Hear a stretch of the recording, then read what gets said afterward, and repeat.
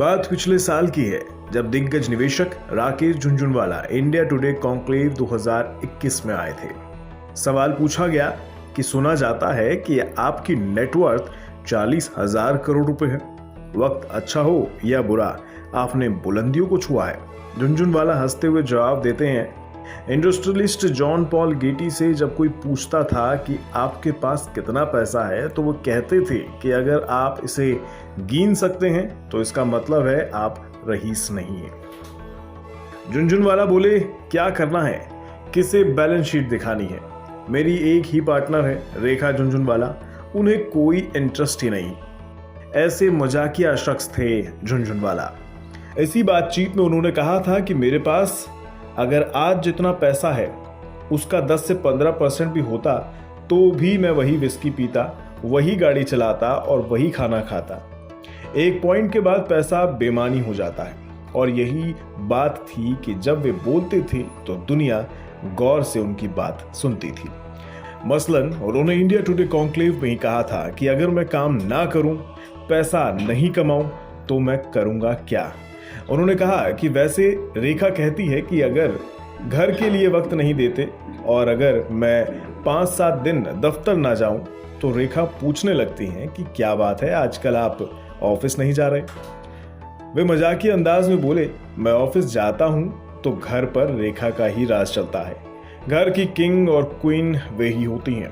पिछले साल जब वे प्रधानमंत्री नरेंद्र मोदी से मिले तो उनकी सफेद शर्ट की सिकुड़न तमाम लोगों की निगाहों में आई। सोशल मीडिया पर उनकी खिंचाई भी हुई। फिर जब उनसे इस बारे में सवाल पूछा गया तो बोले, अरे ये सफेद शर्ट थी, इसमें तो सिकुड़न पड़नी थी, मैं क्या करूं। बोले, मैंने इस्त्री करवाई थी 600 रुपए देकर, फिर भी क्रम्पल हो गई। बोले, मैं तो ऑफिस भी शॉर्ट्स में चला जाता हूं, क्या है उसमें, कोई कस्टमर नहीं, कोई क्लाइंट नहीं, अपन को क्या करना। माने झुनझुनवाला एक फक्कड़, बेफिक्र और जो दिल में है वही बोलने वाले शख्स थे।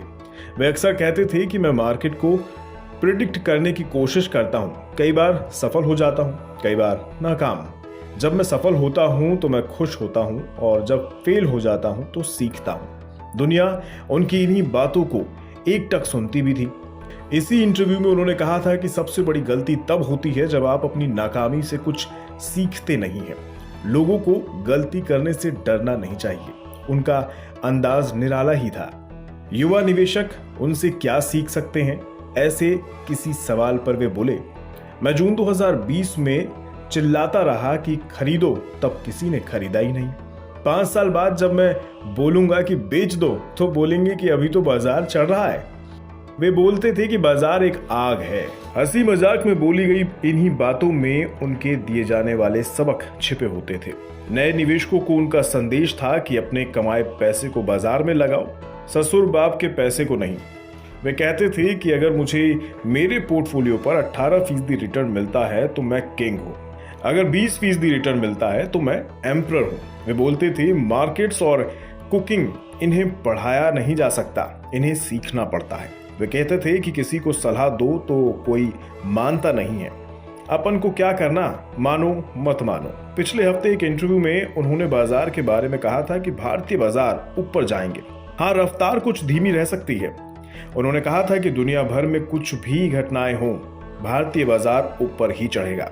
एक इंटरव्यू में उन्होंने मजाकिया अंदाज में कहा था कि मेरे हिसाब से मार्केट में कोई किंग नहीं है, कोई किंग बनने की कोशिश करेगा तो उसकी जगह आर्थर रोड जेल में होगी। मार्केट ही असली किंग है। उन्होंने कहा कि मौसम, बाजार, महिलाएं और मौत, इनका आप अंदाजा नहीं लगा सकते।